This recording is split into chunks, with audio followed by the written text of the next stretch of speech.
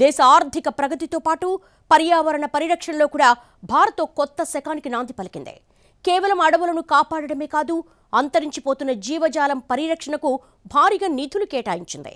పర్యావరణ పరిరక్షణ అనేది కేవలం ప్రభుత్వాల బాధ్యత కాదు, ప్రతి ఒక్కరి జీవనశైలి కావాలని ప్రధాని నరేంద్ర మోడీ ప్రపంచ దేశాలకు పిలుపునిచ్చారు. ప్లాస్టిక్ వాడకం తగ్గించడం, ఇంధనాన్ని ఆదా చేయడం లాంటి మార్పులతో భారత్ ఈరోజు క్లైమేట్ చేంజ్ పోరాటంలో ప్రపంచాన్ని ముందుండి నడిపిస్తోంది. సింగిల్ యూజ్ ప్లాస్టిక్ పై నిషేధం విధించి కోట్లాది టన్నుల ప్లాస్టిక్ వ్యర్థాలకు చెక్ పెట్టింది.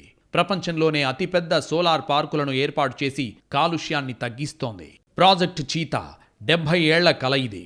భారతదేశంలో అంతరించిపోయిన చీతాలను మళ్లీ మన గడ్డపైకి తీసుకొచ్చిన ఘనత మోడీ ప్రభుత్వానిదే. కేవలం చీతాలు మాత్రమే కాదు, 12 ఏళ్లలో శాస్త్రీయ పద్ధతుల ద్వారా దేశంలో పులులు, సింహాలు, ఏనుగుల సంఖ్య రికార్డు స్థాయిలో పెరిగింది. ప్రాజెక్ట్ ఎలిఫెంట్ వల్ల కూడా, ప్రాజెక్ట్ టైగర్ వల్ల పులుల population at the same time ఏనుగుల పాపులేషన్ కూడా బాగా పెరిగింది. చీతా ఆ ప్రాజెక్ట్ని కూడా అది పైలట్ బేసిస్లో తీసుకొచ్చారు. పర్యావరణ విప్లవానికి కంపా కార్యక్రమంతో మోడీ సర్కార్ ఊపిరిపోసింది. పరిశ్రమల వల్ల జరిగే అడవుల నష్టాన్ని భర్తీ చేసే ఈ నిధులను మోడీ ప్రభుత్వం అత్యంత పారదర్శకంగా మార్చింది. సుమారు 40,000 కోట్ల రూపాయలకు పైగా నిధులను రాష్ట్రాలకు విడుదల చేసి అడవుల పెంపకానికి, వన్యప్రాణుల రక్షణకు నడుం కట్టింది. మోడీ గారు ప్రభుత్వం వచ్చిన తర్వాత ఈ క్యాంపా చట్టాన్ని బాగా అమలు చేస్తున్నారండి.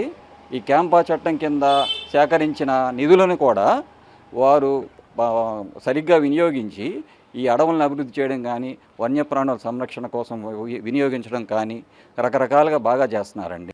Integrated development of wild life habitats కింద జాతీయ పార్కులు, అభయారణ్యాల ఆధునికీకరణకు కేంద్రం 100% నిధులిస్తోంది.